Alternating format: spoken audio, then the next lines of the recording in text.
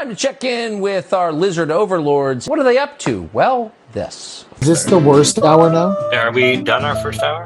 Yeah, we're into our worst hour now. Keep your expectations of this episode low. Starting the worst hour now, I feel like we've crossed into like maybe not great content hour. Welcome to our worst hour.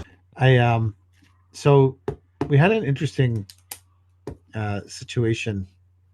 So we're doing an away job. And so the guys are staying in hotels. So the first week they were up there, one of the crew members said, I have a bunch of court stuff to do this week, so I'm not going to stay in the hotel. I'm going to drive back and forth for his kids or something. I said, cool, man, whatever. But then he's not the most reliable person to get to our yard on time. So I brought in a temporary worker from our friends at JRC to go up there for the week, because I thought, okay, we're making a big investment here, and if this guy doesn't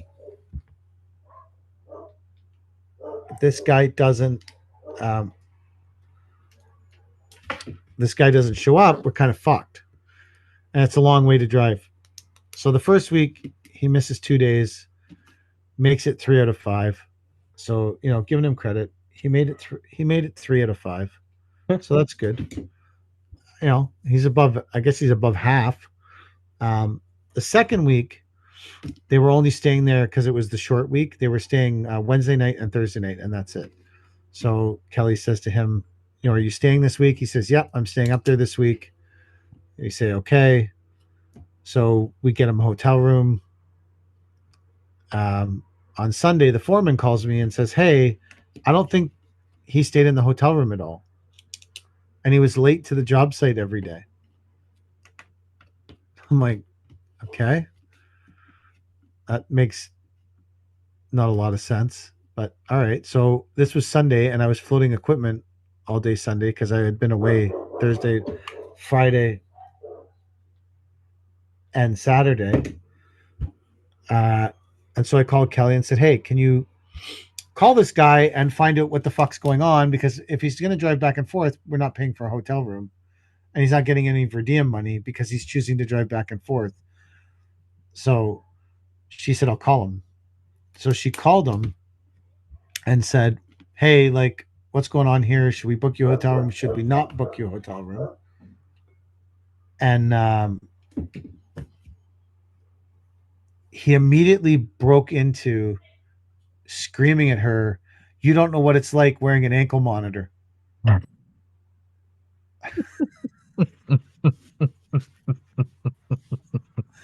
And she was like, what the fuck are you talking about? And he's like, I've got this ankle monitor. I got to be home every night, or the cops are coming for me. Okay, well, it would be helpful if you had told us that you had an ankle monitor, because then we would have, understood why, because you can only leave your house at a certain time and you have to be back a certain time. So the reason he was maybe late every day was because he can't leave his house until he's allowed to. And the reason why he was always worried about getting back is because he's got to be back in. But I'm like, you didn't tell us any of that. So Kelly says, okay, well, we didn't know that. And then he immediately broke into this, you're trying to replace me. You're trying to replace me. And she's like, no, I'm just trying to figure out how to book hotels. He's like, you're a slimy bitch. You're a slimy bitch who's doing me dirty. You're doing me dirty, you slimy bitch. And so Kelly said, you're laid off, and hung up on him. You're laid off. That was the end of him and his ankle monitor. Now he won't be able to leave the house at all. He won't have a job to go to. I guess, yeah. And then I said to Kelly, I better go up to the yard and move the key to the bin again, because every time we get rid of someone, we have to move the key to the bin, because we have a key in a box beside our sea can. Because if you give everyone a key and then someone gets fired, it's a bitch to get their key back, and you can change the whole fucking lock. So now we just strategically move the key around so that no one can find it. I said, I got to go move the key. And Kelly said, the guy's an ankle monitor. What the fuck? What's he going to do? He's going to leave his house and get arrested before he gets to the yard to steal the truck. And I said, okay, well, there's $800,000 worth of trucks in the yard, arguably. Well, maybe not that much, 600, 700,000. So it's like, I think I'm just going to go move the key so I feel better about the whole situation. So I went and moved the key yet again. And then I posted because on our app, we have a group chat, all users. So I posted, this person is no longer employed. We wish them well in their future endeavors, being an ankle model. And and immediately Christy posted a GIF in this all-person group chat saying another one bites the dust. Freddie Mercury singing. I'm like, oh my God. So could he not wear high-ankled boots to work? He did. No one knew he had an ankle monitor. He's been working for us for 4 months. Wow. My work boots, if I had an ankle monitor, I don't know if I could put my boots on. So I don't know what a current ankle monitor looks like. Me either, but I don't like. They can't be that small, can they? I don't know. I didn't know. He certainly didn't show up in shorts and sandals. So now I'm beginning to think that our interview process, we're going to require people to show up to the interview process in shorts and flip-flops. That way we can check if they're wearing an ankle monitor. That's pretty good. Well, this guy did a pretty good job at hiding it. He did. That's why next time we're interviewing, shorts and flip-flops. Yeah. I think that should be standard policy to any landscaping company now. If you are running a landscaping company, you should only interview people wearing shorts and flip-flops. The stupid part is I don't even care. Like, having an ankle monitor, I wouldn't even find as a deterrent to employing someone. No. Because they can't go to the bar and party. They can't really do much. They're more than likely going to want to get the fuck out of the house and come to work. Yeah. But you need to say, I have an ankle monitor, not launch into a thing about how my wife is a slimy bitch and trying to do him dirty, and because he has an ankle monitor. Well, I didn't fucking know he had and when he was hired, the first question we ask everyone before they're hired now is, well, now it's going to be, do you have an ankle monitor? But before it used to be, are you willing to travel? Because if you're not willing to travel, you can't work at our company anymore. The 5 pre-existing people before we did a lot of traveling, they are fine. They were hired. It wasn't a requirement. But anyone new that comes with us, you're going to be required to travel and travel a lot. Because that's where the work is for us, especially this year. The work is far. And going into next year. So he said yes, he could travel. Like just only within an 8-hour period or something. I guess he didn't lie. But so now the new policy is shorts and flip-flops at every interview. I don't care if you're applying for a job here in February. You'll wear shorts and flip-flops and you'll fucking like it. Fall in line. Yeah, so between that and the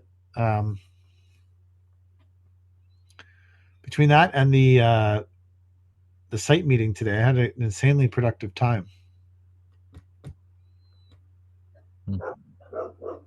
We're getting a lot of extras right now. We are not. No? We have a lot of work without extras. A lot of regularly scheduled stuff. All falling at the same time.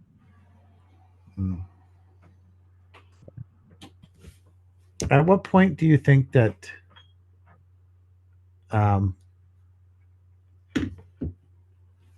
crew becomes unproductive? At 2 people or at 1 person? Like 1 person. You one think person can't do anything alone unless it's machine work. I remember when I was a kid, we were spread. The company I worked for back then was spread so thin that I came in one day and they said, we had this like old farm tractor,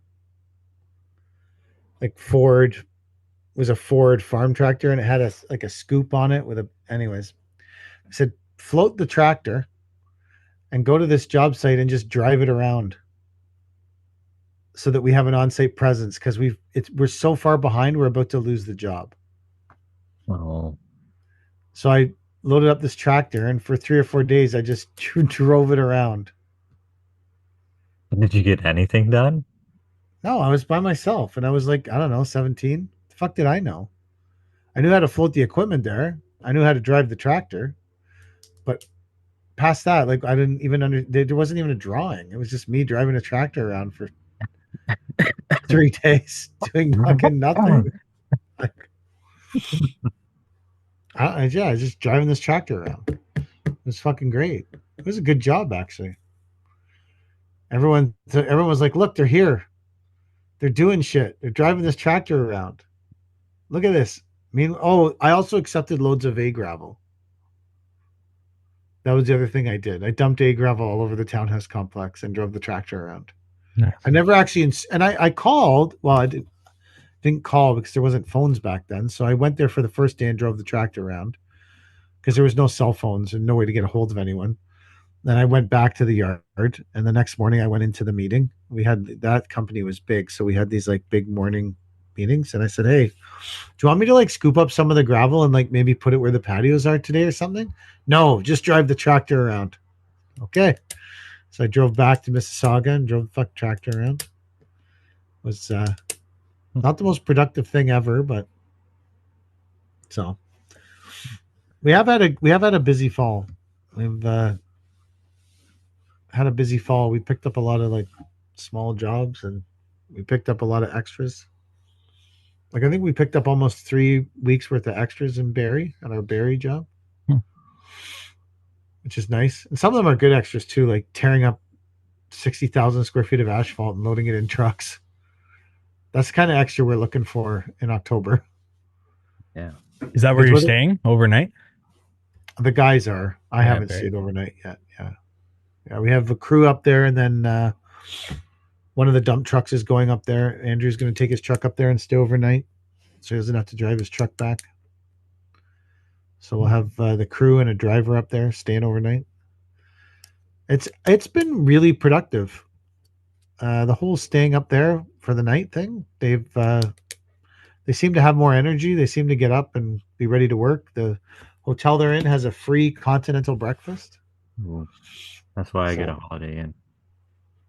Is that why? Yeah. Breakfast. And they make a good breakfast too. Like good enough you'll skip Tim Hortons. Nice. So they have to be on site at 7:30. And then they work right till 5, which is normally if we're driving, we leave the yard at 6, 5:45, 6, depending on to get to site for 7, and then they usually leave site between 3:45 and 4 o'clock, so that everyone's home back to our yard by 5:30, so that they could get home and have dinner. And because if you're working far away and you work till 5, you're not home till 6:30, and then you got to be. So we tried to make it a more amicable situation for everyone with traveling, and that's still fairly productive, but it's way more productive when they get up, have breakfast, get to site for 7:30, start working, work all day. This seems to be one of the most productive things we've done. So I was a bit worried about it at first, but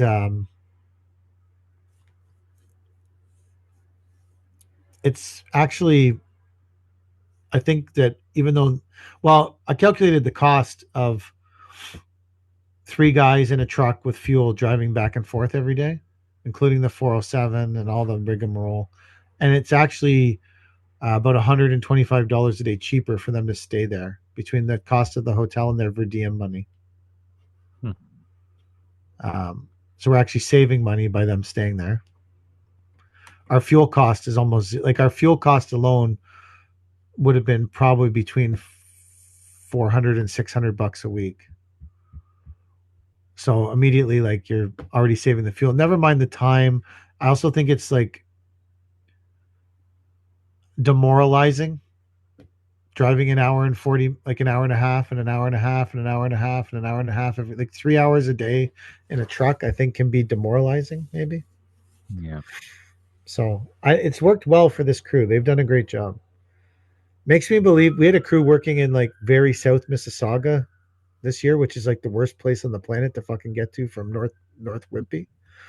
And I think that crew should have potentially stayed overnight. I think they would have been more productive and had a way better experience. Hmm. Now looking back on it, and I also think that I would be less hesitant in the future to have people stay overnight. Yeah, as long as you can, like family guys, don't want to be gone 5 days a week, you know?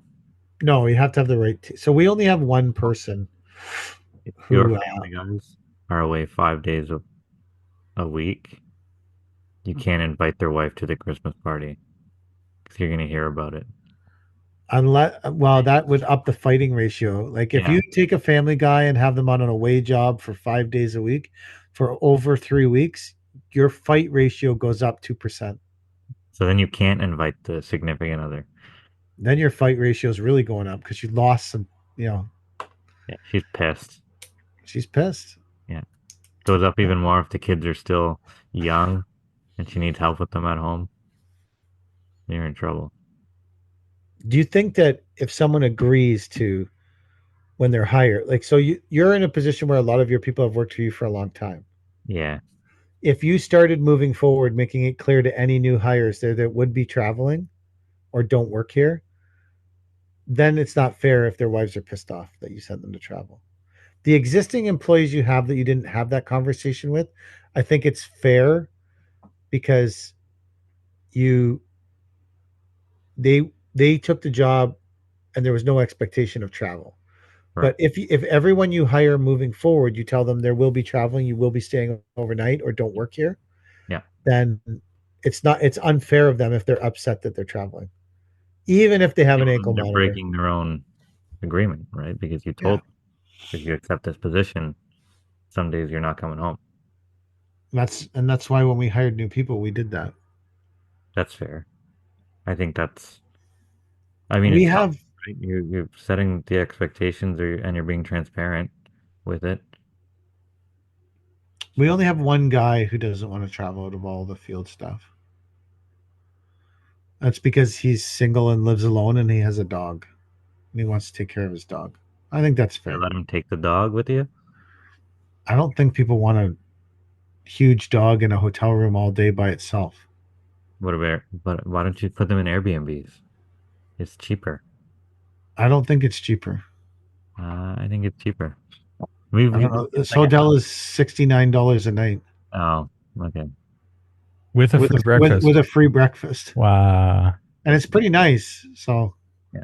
I don't know if Airbnbs could be cheaper than that. I don't know. We cram them in never- with like 6 guys in there and And they fight in no, the Airbnb. no, because the people who travel are the ones that get along, Ah, I see. you know? Like they're the easy ones to get along with. All the guys have their own room. Yeah. We get them all their own hotel room and they have their own private space to do whatever the fuck they want. Last year, I don't know if it would be as successful in an Airbnb. Now I'm thinking about it though. we were at Queens, right, last year for this this pavilion job that we did there, up there for a couple of weeks. And we brought a whole bunch of guys with us. We're probably like 8. And there's this one guy who worked for my partner's company. He's recently back from, I don't know, he was in like Austin or something like that. But he was in rehab. Like he's just fresh off rehab, coming back from alcohol, drugs, you name it. And nobody told my guys this. So one night, one of my guys gets a case of beer and gives one to the guy. All of a sudden, he's back on the wagon. Like he went on a 3-day bender while we were there and didn't come to work because he got all these Tinder hookups and stuff, and he was wasted and on drugs. Like we couldn't get the guy to come to work because nobody told us that he was in rehab. So, It's kind of like when no one tells you they have an ankle monitor. yeah. Yeah, you just got to open the lines of communication here, and there won't be this many problems. You have to open the lines of communication.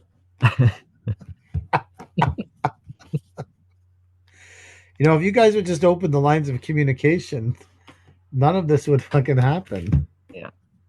Yeah. Here we are. So, did everyone freak out when you told them that you gave the guy a beer?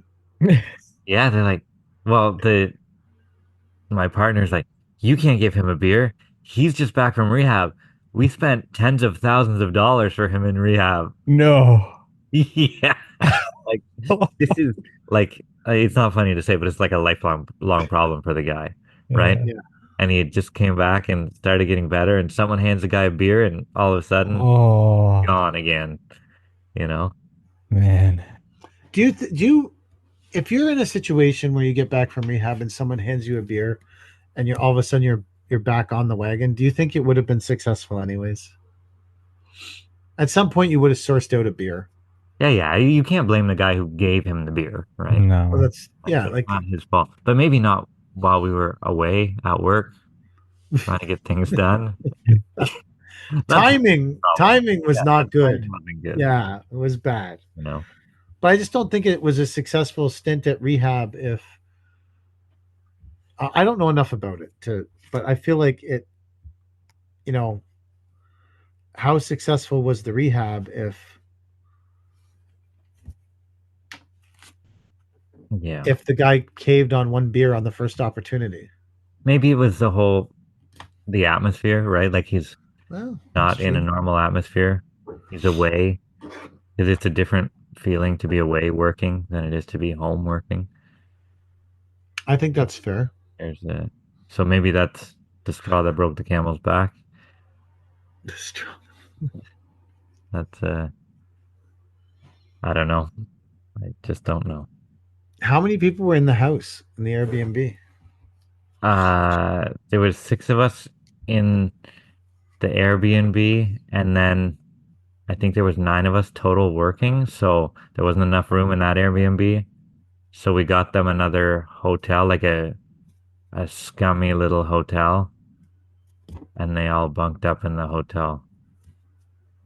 The remaining 3 guys. So, do you have anyone that works for you that really likes going away? That loves going away. I can't wait to go away. Yeah. I have one person who volunteers all the time to go away. Are they married? Yeah. Just because they're married doesn't mean they're happily married, right? Oh, yeah. Like, so you got to figure maybe he's not happily married, and this is a good chance to get away. I got to work, got to go work. So at the Christmas party, the significant other will ask you, Chad, why do you always send my husband? And I'll say, what do you mean? We haven't been out of town to work all year? And then the fight ratio goes up even more. What haven't been out of town to work? Oh my god. What? What are you talking about?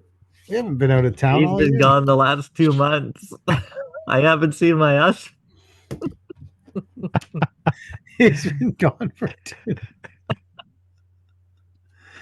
Your friend from McKinnon Equipment DM me today. Oh yeah.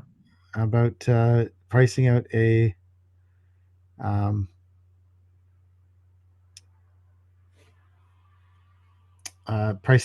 tilt rotator. Right? Did he reach out to you, or did you reach out to him first?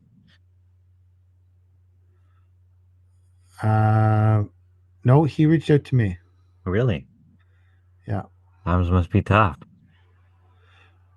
I don't know. Well, maybe he just thinks I'd be a great customer. Thanks, Chad. I think you would Times must be tough if you're contacting the Paver King, useless guy. No, if the sales guy is reaching out like that, maybe he's just really good at his job.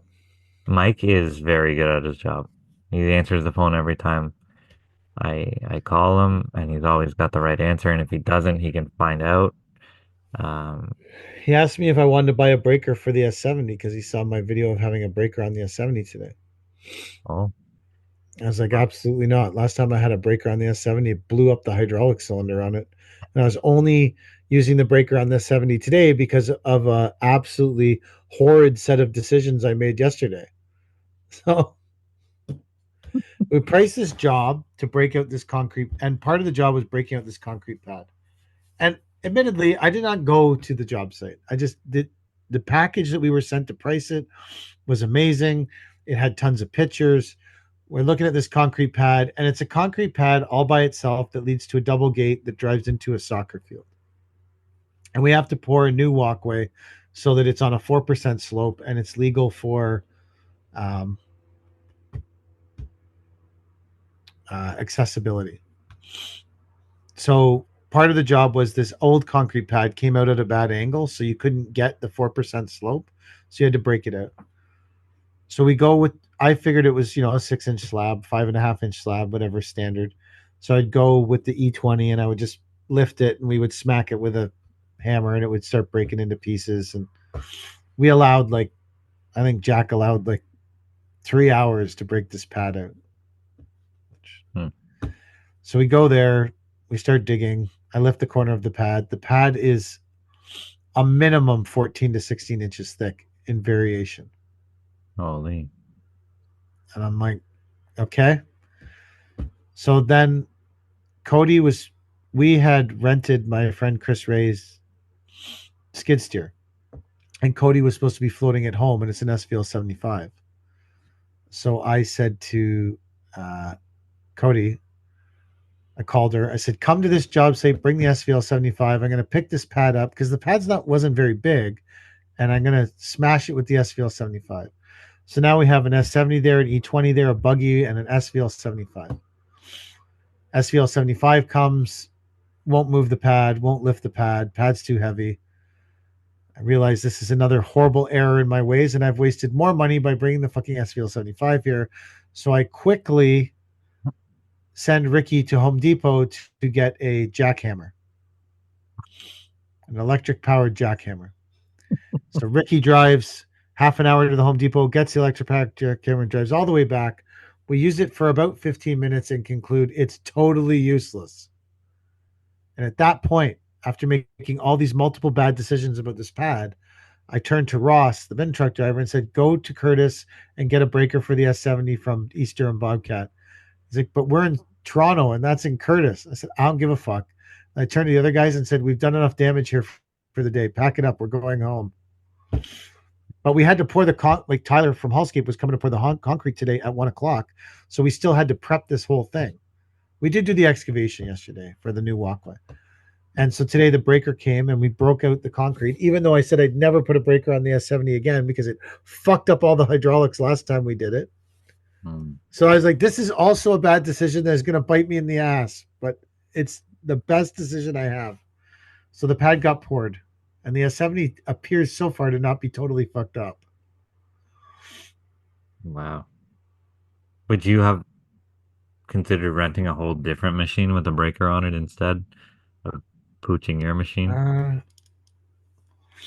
For the amount of concrete it was, the reason when we fucked up the S70's main hydraulic cylinder on the bucket with the breaker, we had the breaker on the S70 for 5 days straight, 10 hours a day.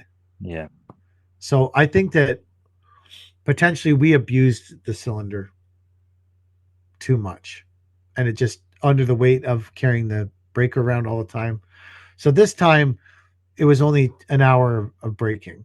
So I think it was a safe bet to use it. And the breaker is built for that machine specifically, MTs, S70s, and E20s. So it's obviously safe to use, maybe just not for 50 hours straight.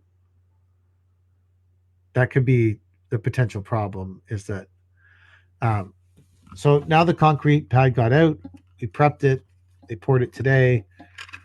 The world is happy. World is happy. The world is ecstatic that this pad is going to get done. I have a question. I rented out my MT 100 to a friend of mine. He took it to Quebec with him for a couple weeks. What's a fair rental to charge him for an MT-100 for what was supposed to be 2 weeks, turned into 3 weeks? How much? Well, that's a month now. Well, I'm also not a rental shop, right? Like, I don't know if you get a deal for renting things for 3 weeks instead of a month. Well, no. So usually they do it. If you rent it for a week, you pay for 4 days. If you rent it for 3 weeks, if you rent it for a month, you pay for 3 weeks. That's usually how a rent. Well, Mike, you know a lot about rental of equipment. Yeah, it's usually 4 hours, 1 day, 1 week, or 1 month, or a full season. So how much did you pay? What? Remember you were saying you were paying like $250 a day for MT rentals For Dingo, it went up to, I want to say 500 this year a after day. tax. Yeah. Was that with floating it though? No, I don't think so. $500 a day to rent a little dingo? After tax.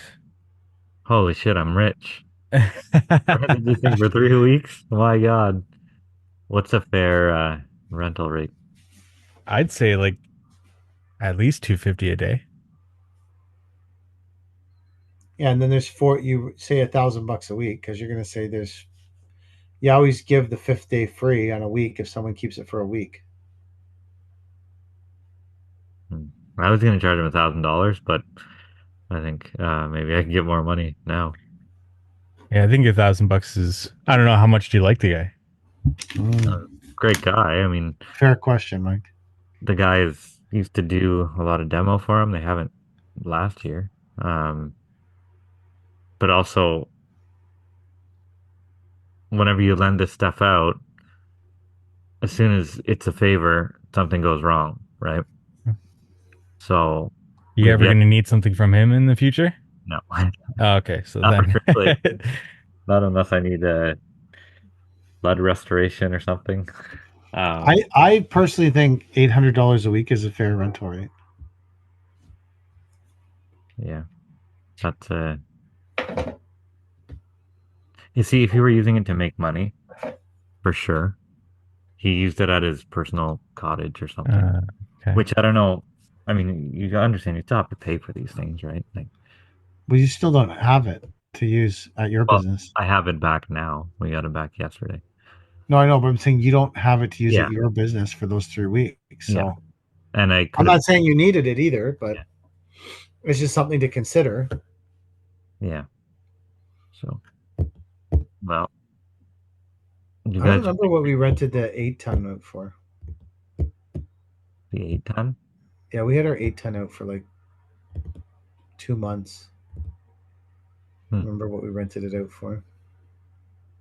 We have I can tell you it wasn't $500 a day. What the fuck are you renting a fucking stand on for $500 a day, Mike? Could be 400. I'd have to go back and look. I don't know. But where were you renting it from? Home Depot? That one must have been Home Depot. Yeah, because I only rented once this year, and I was in the old folks area, so it must have been Home Depot. Why have you been using your machines? Yep.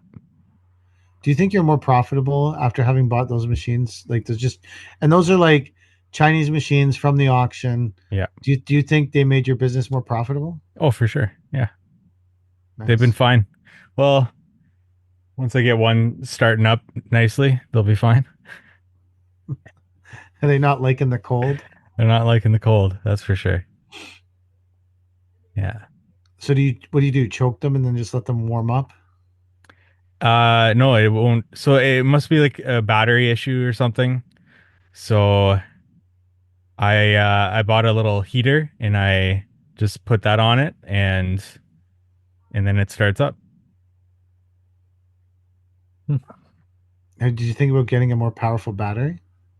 Well, the battery got replaced. As soon as I got the second one, I took it to the repair shop guy and I just said, like, change out all the fluids, do whatever you can, like whatever needs done, just do it.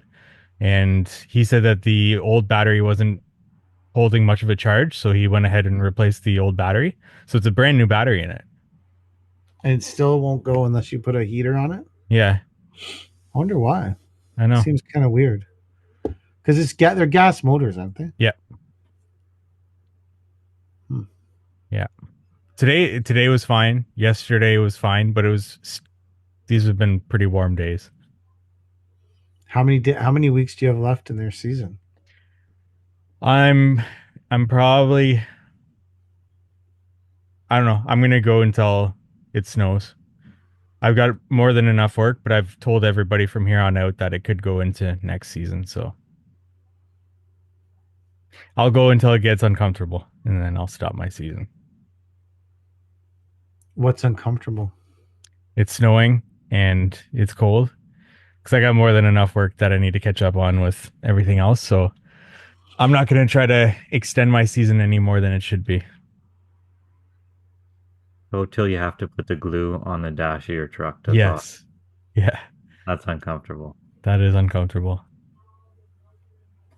Every day I wake up, I'm uncomfortable. So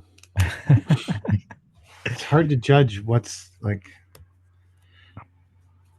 I think I want to try and. I always like to try and work 2 weeks in December. The mid-December is just about the cutoff. Like, it doesn't go much later than that. No, but I like to try to get to mid-December. Yeah. But it also depends on the jobs you have. Yeah. Of course. Yeah. You know, and the I mean, it obviously depends on the weather too. But if it's not snowing, and you have like a decent, clear base interlock job, that can be a nice. We have about a 3. So next week we're going to start about a 3.5 week residential. So that should take the guys to December, one crew. And then Jack just keeps scoring the extras on the other site.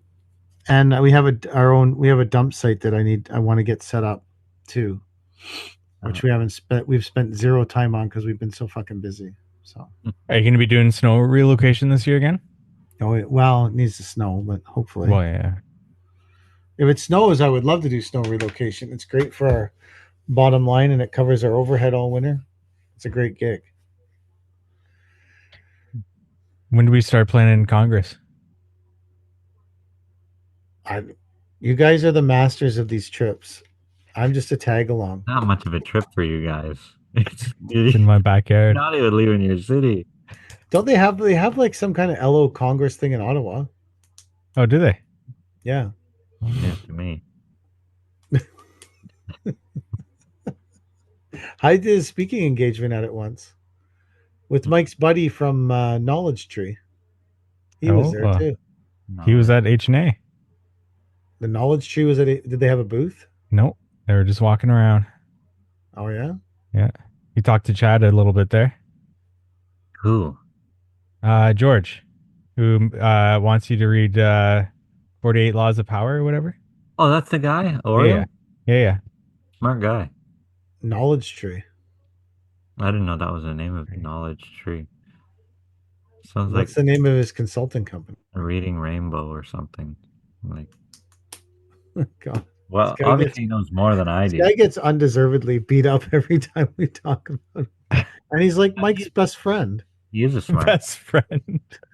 He's Mike's buddy. Mike roasts marshmallows with this guy on the weekend, and you're fucking making fun of his company, saying it's called Reading Rainbow.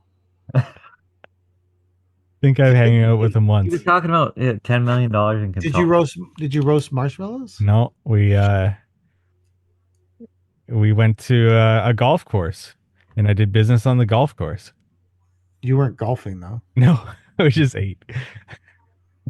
Well, you were eating? Yeah. So why was it his golf course that he's a member at? Yeah. Really? Nothing like a good golf course membership. So he basically looked at you and said, I don't care about this guy enough that I'm going to take him to the golf course where I have to spend this money anyways every month. No, I don't golf. So if somebody invites me, like I got invited, invited me to golf. If you're a member of the golf club, you have to spend so much in the restaurant every month. Oh, That's really? Why every month you have to. There's most of along with the membership fees, or they just charge you anyways, whether you spend the money or not. Those golf clubs really know how to fleece people, eh? People love golfing, man. Wow. I know you don't. No. Have you ever tried it? Yeah, I did. Got a hole in one my first go around on our tiny 3 little park course in Kitchener by the dump. By the time. If you got a hole in one, it didn't inspire you to golf more? No, it Really? did not. Nope. Yeah. That seems odd. I had Bernie, my old guy. He's like, Chad, I don't know if I can work on Wednesday. It's like, I got a golfing thing. That's sure, Bernie, you're retired. Don't worry about it. You pick your own hours. He's like, yeah.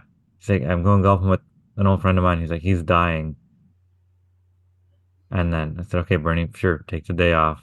Then later in the day, Bernie comes up to me and goes, you know what, maybe I can work. I said, Bernie, your friend is dying. This will probably be the last chance you get to golf with the guy. You're taking Wednesday off to go golfing. He's like, okay, that sounds okay. Oh, that's okay. You're gonna Bernie pass up Sanders. Oh golfing. man, Yeah. that's the best nickname ever. So the guy who owns our yard went to the Mack truck show in Pennsylvania last weekend. And he brought back a big sign that says Trump, cheap prices, Kamala, high prices. So that's now front and center on the shop. Nice. So our shop in our yard is now a pro-Trump environment. Kentucky is not apparently. Really? Even It seems like a place that would be. yeah, Based on yeah. the signs. But we were driving around and all the signs were that Kamala there, and then we were in the Uber with some guy, and he's got this insane Democrat podcast playing, or was it CNN? It must have been like a radio show. But yeah, they were just beating the hell out of Trump, and I mean, I don't know. Should have But given that Uber guy a they vote red. Who does?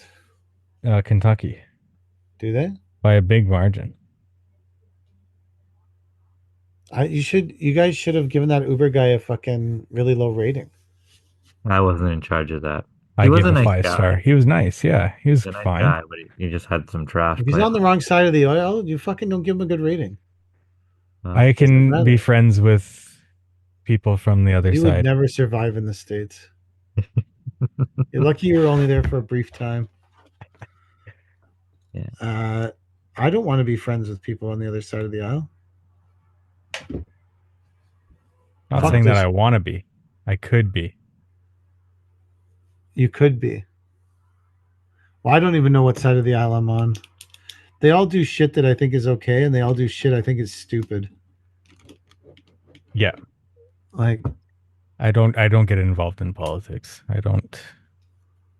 politics isn't good for business. Just ask that pillow guy. I'm gonna put on my water truck, the little placard that says what the truck is carrying, Yes. like if it's flammable or something.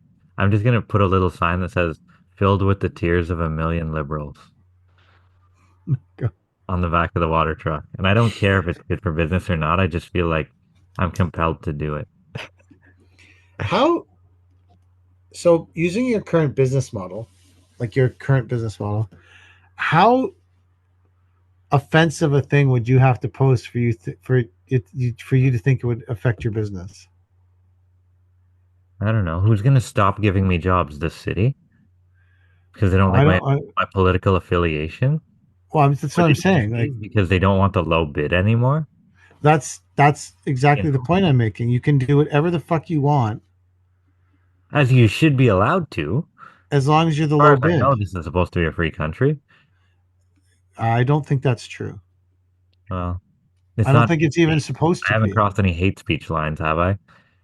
You did Or talk put a about I'm the, sure this monitor on podcast me has and don't let me exceeded leave it. my house.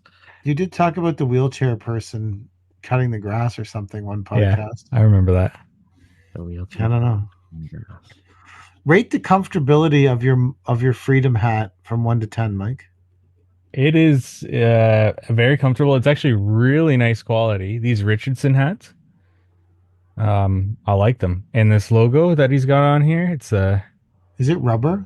It is, yeah, That's cool. yeah. Where have you wore the Freedom hat around, Chad?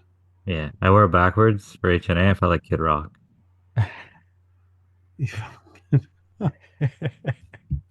So did you shoot some cans of Bud Light while you were down there, pretending to be Kid Rock? No, can't Shoot get my some hands on any firearms down there. that beer Oh, that you have. there was, sorry, just based on the firearms. Me and Chad pull up to a red light, and the Holy guy beside shit. us is loading his handgun and cocking it. I forgot all about that. Yeah. He's in the driver's seat. Just Chad goes, "Does that guy have a gun?" And this guy's loading up his magazine and then puts it in the gun and cocks it. Oh, he was ready. At a red light in Kentucky. He saw you guys in the King Ontario Ranch, plates. Ontario Plates King Ranch, and he thought you guys might be in for trouble. Mike, out of one to five, can't pick three. Where do you rate the option of massaging seats now that you've experienced it? I'm gonna give it a 4. Out of Yeah. 10? No, Oh, out of no, five. out of 5. 1 to 5, can't pick Chad's 3. shocked. Like, holy 1 to shit. 5, You can't asked pick for them 3. a couple times. I did, yeah. I put my massaging seat on. I didn't know how to do it, so I had to ask Chad a couple of times before I could memorize the. There's a learning curve to it. Yeah, there is. Do you think riding in the King Ranch inspired you to get a King Ranch bike? No, it did not. No? No, I think I even told Chad this that it You had an just doesn't appeal to electrical me. outlet at all. at your disposal. Yeah, that's kind of cool, but I don't think I would ever use that except if I was a passenger going to HNA. So, what trim level is your max then? I How don't high- even know trim levels. I would just go with the basic whatever is there. XL. You're an If I XL. couldn't get one for eventually my crew leads or whatever, then I wouldn't get it for myself, I don't think. That's how I would look at it. Really? And it's just because I don't put any value into trucks. They don't appeal to me, equipment or anything like that. The amount of time you spend in your truck is probably a lot less than I spend in my truck. True. Just based on our roles in Yeah. our companies, right? Yeah. And like that might change for me too, right? Yeah, of course. If my role becomes more like your role, I might change that. Do you think if your landscape business doesn't grow, you're doomed to be on the tools forever? For sure. I thought Or you about- become a sales rep. Ooh. Well, what is the red light in Kentucky? Get your gun.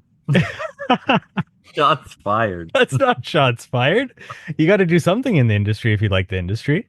And if you want to get off the tools, your business has to grow. That's why I became a rep. I thought that I wanted to not work on tools anymore, I guess, for lack of a better description, but I was wrong. Fucking hated being a rep. I lost yesterday because one of the things I love about landscapers is like the rationale that they use for things. So on Sunday, one of our guys called me and said, "Mike, I'm standing in the middle of the road trying to get signal in the middle of nowhere." It's like, awesome. I was like, there's only one reason you're calling me, because you're not coming in tomorrow. It's like, I made a promise to my buddy to tear this trailer apart. I can't break my promise. And because it was a broken communication, and I appreciate him giving me a heads up that he wouldn't be in because a lot of people wouldn't have called. I thought to myself, what about the promise I made about getting this concrete poured? Give zero fucks about my promises. Like, occurred to me, I was like, man, I made promises about getting this. So I went and I was working with the guys the last day and a half till I went to this stupid meeting. I liked it. I forgot how much I liked working with the guys and being with them and spending time with them, and how much I dislike driving around by myself to idiotic mandatory meetings. I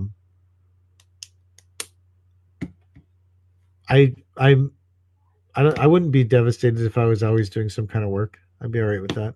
I do think though that when we have one truck with 440 40,000 kilometers on it now. When that one cacks, I think I'm going to put my current white truck into the fleet, and then I'm going to buy a I'm only buying a Dodge though, because I don't like the interiors of the other two anymore. Well, you sat in mine before I went to Kentucky. I know. I didn't honestly. I didn't like it. Not I a like the massaging seats, but you yourself said you didn't love Yep, the you're interior right. of the truck. Yeah, I'm not upset. I don't love it. It's just good. I wanted to like it because I've never been around Ford trucks. I just never bought them because they're always so much more expensive than the other trucks. So I just never bought them. And so I was like, when you were there, I was like, oh, this is exciting. I'll check it out. Maybe it's worth all the hype. It's not.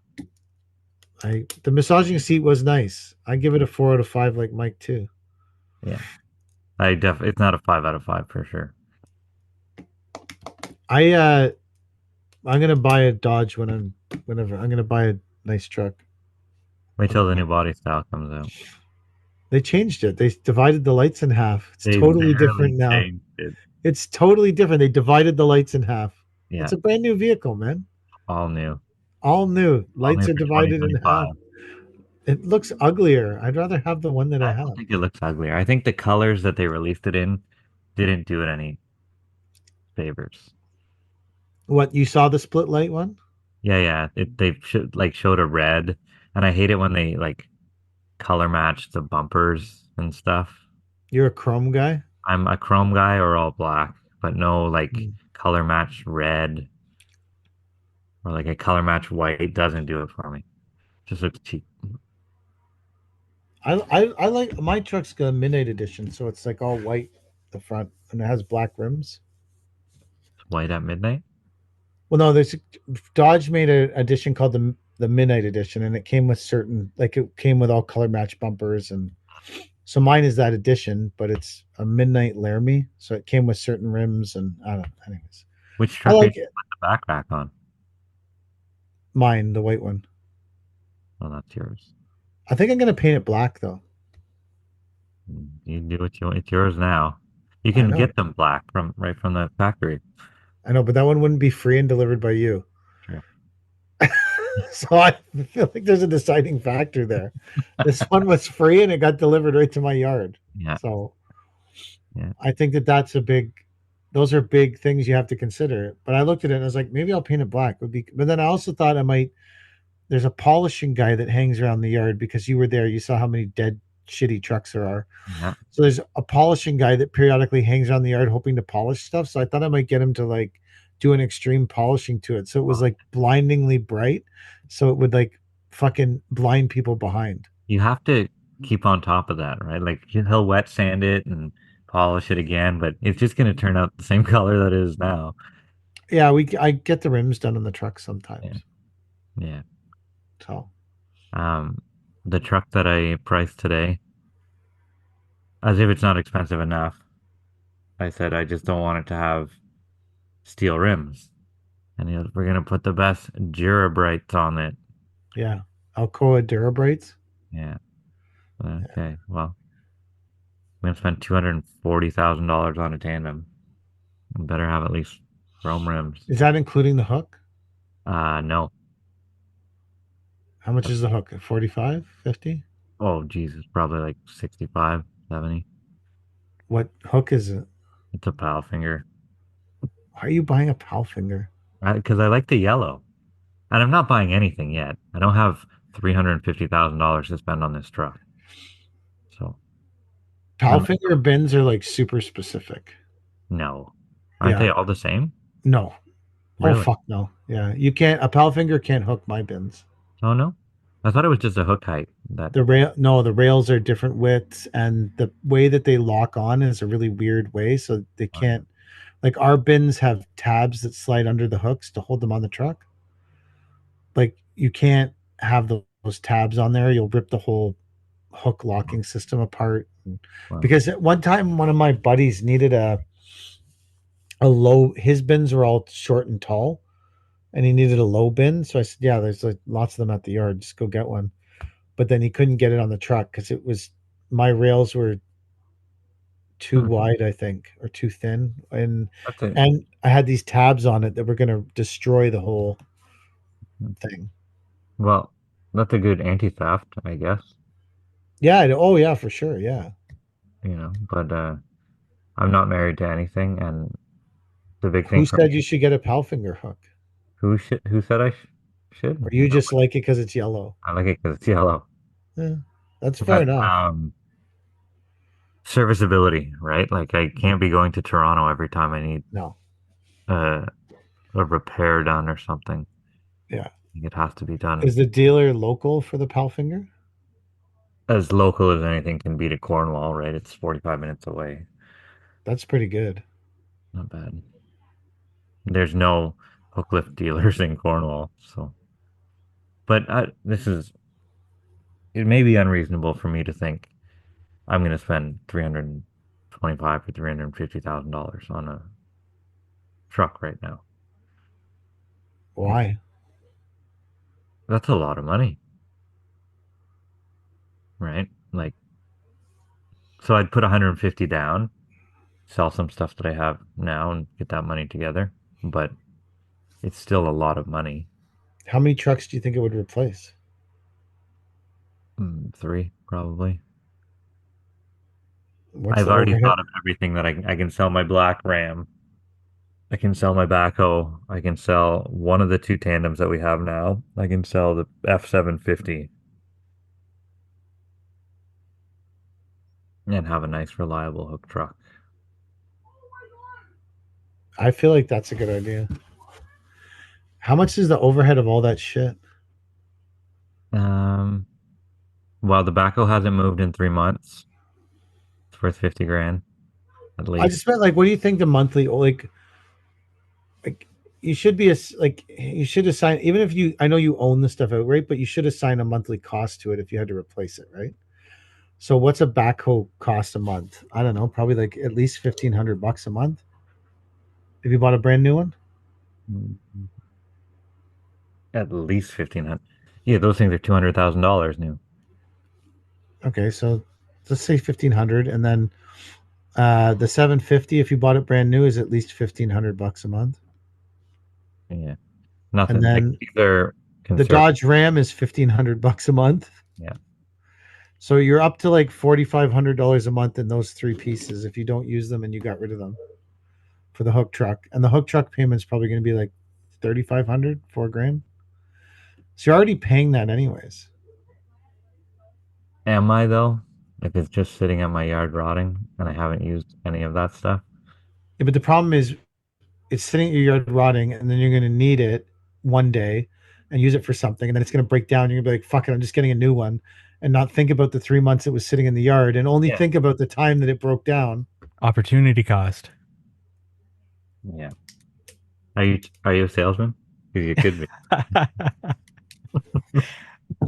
Maybe Mike's on the track to become a sales hook truck, rep. a hook truck That's how salesman. he's gonna get off the tool. Become a hook truck fucking salesman. I, could I get a hook truck? Yeah. Does it need to be a $240,000 cabin chassis, Western Star? Probably not. Could it be? So I got to price I priced the Isuzu, right? And that was before I decided tandem instead of single axle. And that was 140 cabin chassis. And I then don't think people are there's a like, don't buy. comparison between those two vehicles, but What's that? I just think you're way better to spend the extra money and buy the tandem, because all Yeah. that's going to happen with a single axle for the work you do is you're going to work it like a tandem anyways. Yeah. And if you buy a tandem, you're going to work it like a triaxle. Yeah. That's the truth. But triaxle is probably too much truck for us. Triaxle bin truck is a big fucking pain in the ass because you need like 100 feet to put a bin down. Yeah. Like a I would never buy a triaxle. Like Cody's is a triaxle. It has like a mini helper axle on it. That's as big a truck as I would ever buy, because even her truck is a bitch to get. Turned around and hooked, like because the trucks get so long with the hook out, because the hook goes behind the truck another 7 feet. Yeah. So the best hook truck we have is the 06, because it's super short and you can get in anywhere with it. But the problem is because the frame's so short, you can't carry as much weight, and it comes like 2-3 feet off the ground every time you hook a reasonably full bin because it's the angle of it. But in terms of getting in and out of driveways, it's fucking awesome. So what's the right size tandem? 16 feet bins? 14? I would, if I was buying another hook truck, I would literally buy exactly the same as Cody's truck, which I actually have the spec and build for. So I should send it to you. Yeah. Because the problem with a tandem bin truck is when you hook a 14-yard bin, you're probably overweight every time. So with that helper, it gives you an extra 3 ton. 3 ton? Yeah. So it needs to be spiff though? Yep. But they only build them like that now. No one even builds a drop axle. Yeah. I would buy or is it a tandem with a helper? In theory, it's a triaxle truck. It has 5 axles, 4 axles. Has 4 axles. So that's the, if I was buying a brand new one, I would use the spec sheet, which I actually have somewhere, the spec sheet from that truck. Send it on over. Or I would buy the same as my truck, the same length as my truck. And mine was a drop axle truck that we took the axle off because it wasn't grandfathered and then just ran it without the axle. Yeah. But I think that if I hook my truck's the right length, it doesn't come out. It takes a lot to pull it up off the ground. The bin's got to be really fucking heavy. But I think when the bin is heavy, the truck's probably overweight. But it depends. Like, if you get pulled over, you can. I didn't know how much the bin weighed when I picked it up. It's not like we do a lot of heavy hauling, right? Like we're hauling from the quarry, or we're taking out excavation, which. Yeah, so a tandem, you're probably good for like 12 ton on a hook lift. Yeah, we'll see where this road takes us. I'd like to liquidate a little bit before I sign on the dotted line. Where's some older stuff? Because there's no reason for us to have it. And maybe even the water truck that we're working on now, maybe that we just take the water can off the back and put that on a flat deck instead. Put it on rails. Yeah, and send the whole truck to scrap. How much did you pay for it? 20 grand. The tank's probably worth more than 20 grand. It's an aluminum tank, but to get it fitted on a flat deck, the flat deck's another 15 grand. And why wouldn't you just put it right on rails itself? Why does it need to go onto a flat deck? Well, I guess I could put it on rails. I just strap it right to the rails directly. Strap it, like weld it. Yeah, It'd have to be a frame. It's aluminum, right? So you'd have to. Well, you could strap it to. Anyways, whatever. I digress, but I don't think it needs to be on a flat deck necessarily. Well, yeah, maybe that's the option. Are you guys good? Yes. This is the end of the episode. Thank you for watching. Yeah, those people run the world. They're so impressive. What a bunch of freaks.